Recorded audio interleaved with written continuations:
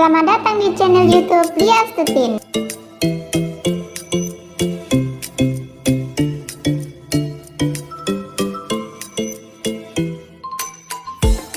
Jangan lupa subscribe, like, and share ya.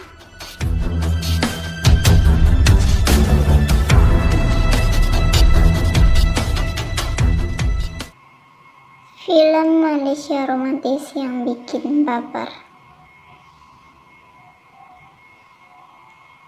Yang pertama, perjodohan yang tak diinginkan, dengan judul Kimchi untuk Awak tahun 2017. Kisah dalam film ini diadaptasi dari novel yang berjudul sama karya dari Suri Rayana, diperankan oleh beberapa artis Malaysia ternama seperti Aiman Hakim, Emma Membong, dan Jan Nanik. Film yang rilis tahun 2017 ini berhasil membuat penonton terpukau dengan akting yang keren mereka. Kimchi untuk Awak menceritakan tentang percintaan dua orang remaja yang bernama Bella dan Daniel. Mereka sama-sama orang Malaysia, namun si Daniel memiliki wajah belasteran Korea karena salah satu orang tuanya berasal dari Korea.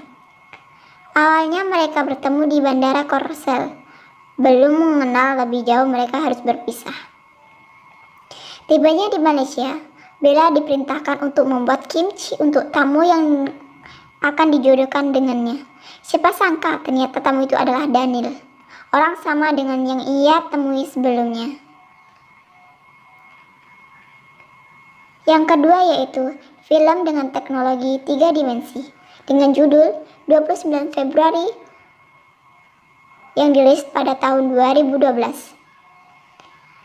Film 29 Februari merupakan film yang begitu sukses di masanya dan merupakan tonggak awal pengaplikasian teknologi film 3 dimensi pertama di Malaysia.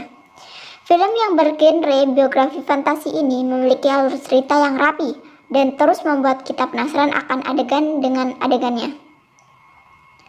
Judul film 29 Februari adalah untuk menggambarkan tokoh utama yang bernama Budi, di mana ia lahir pada tanggal langka yaitu 29 Februari. Ia seorang yatim piatu dan selama ini hidupnya di panti asuhan. Sudah bertahun-tahun bertemu akrab dengan Lily, namun belum sempat menyatakan cintanya, Lily sudah dijodohkan oleh orang tuanya. Ia melarikan diri dari pernikahannya dan Budi pun berusaha mencarinya. Film ketiga yaitu mengisahkan kehidupan pasturi baru dengan judul Aku Terima Nikahnya yang dirilis pada tahun 2012. Dan dari awal hingga akhir film, kamu akan disuguhkan dengan adegan-adegan yang mampu mengadu-adu perasaan. Kita akan terbawa pada suasana hati tokoh utama yang bahagia, sedih, kecewa, hingga putus asa. Karena itulah film karya Eira Rahman itu begitu diminati di awal perilisannya. Menceritakan mengenai kehidupan bahagia pasturi baru yang bernama Arlisa dan Johan.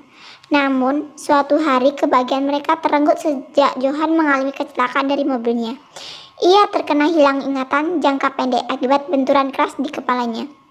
Ia hanya mengingat sampai usia 30 tahun saja dan mempertanyakan status pernikahan mereka sebelumnya.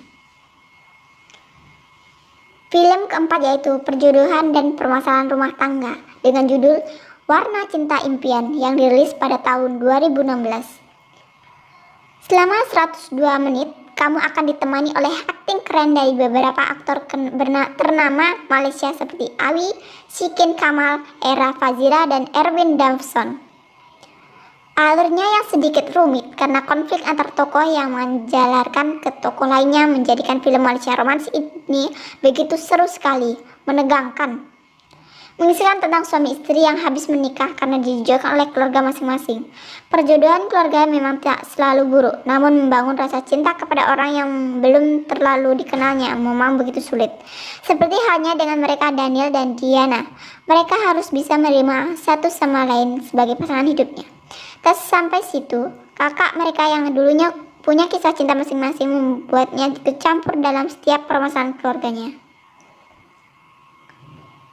Yang kelima yaitu kisah cinta yang penuh rintangan dengan judul Ombak Rindu yang dirilis pada tahun 2011. Saking banyaknya adegan romantis, jamin film karya Osman Ali ini bakal bikin kamu tersenyum-senyum sendiri saat menontonnya. Rilis pada tahun 2011, Film yang diperankan oleh Lisa Surihani dan Aaron Aziz ini diangkat dari novel karangan Fauziah Azhari yang memiliki judul sama, menceritakan tentang kisah cinta antara Haris dan Izzah yang berpenuh lika-liku. Kisah cinta mereka diawali dari pertemuannya di setiap klub malam di kotanya. Izzah seorang dengan tampan yang cantik harus menjadi wanita penghibur di klub malam karena dijual oleh pamannya untuk melunasi hutang-hutangnya. Haris yang bertemu Izzah saat itu menawarkan kepada Izzah untuk menjadikan istrinya. Lalu, akankah mereka berdua sampai menikah tanpa ada konflik yang berarti? Selesai.